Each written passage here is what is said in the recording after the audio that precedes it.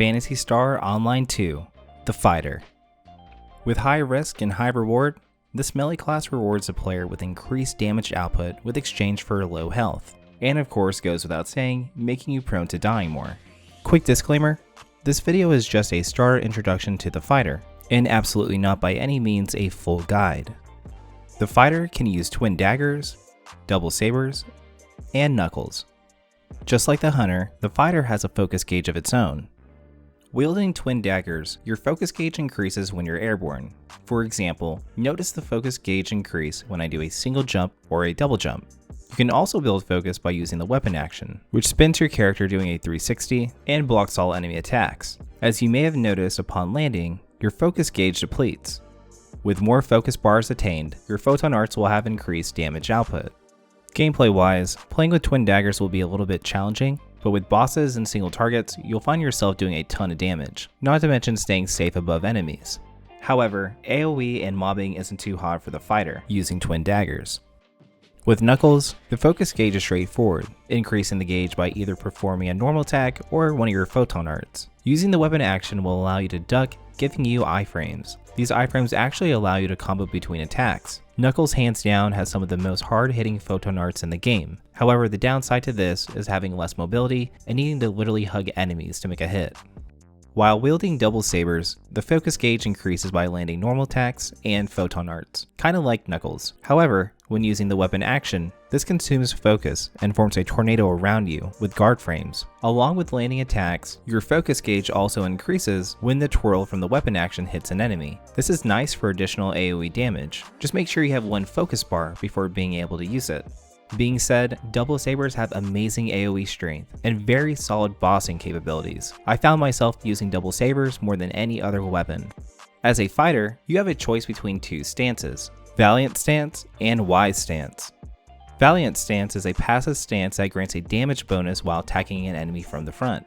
And as you can assume, Wise stance is the opposite, giving you increased damage you deal to enemies when you attack from the back. However, unlike Valiant stance, which is passive, you need to be mindful of Wise stance, as it's an active skill that can't be used unless of course you activate it. With Wise stance active, this renders Valiant stance inactive. When choosing a fighter as your main class, it's recommended that you choose one stance or the other, as you could be bottlenecking your maximum damage output. Let's talk about some notable skills in the fighter's skill tree. Half-Line Slayer and Deadline Slayer. Half-Line Slayer boosts your damage output when your HP drops below 50%. Deadline Slayer boosts your damage when your HP drops below 25%. Along with a damage boost and reduction of HP, the skill Crazy Heart boosts your PP recovery along with Crazy Beat, boosting your melee power when you have a status ailment. Now, here's another risk factor that comes into play. Fighters have a special skill called Overload. Overload grants a temporary damage boost of 20% while also reducing your max HP down by 75%. Along with reducing your HP, Overload is considered a status ailment and therefore allowing you to meet the requirements for Crazy Heart and Crazy Beat.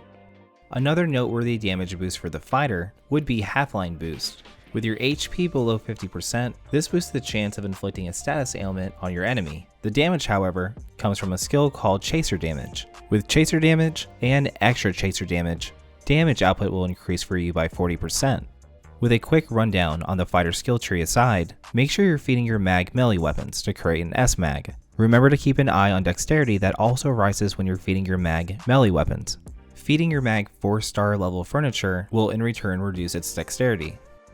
A decent subclass for the fighter, and complementary to melee damage and survivability, would definitely be the Hunter. The Hunter's Fury Stance and perfect attack skills are strong damage boost. However, I don't want to overload you with too much info in this video, so definitely expect a follow-up video talking about the fighter more in depth in the future. Overall, due to Overload reducing your health by 75% for increased damage output and the works, I rate this class on advanced level. Fighter is one of those classes where if you master it, you're OP, but if not, then the damage isn't so great. This is totally normal however, so don't get discouraged when trying to play the fighter. Thanks so much for taking the time to watch this intro to the fighter class, and make sure to check out my other class intro videos in the future. As always, see you on the next one.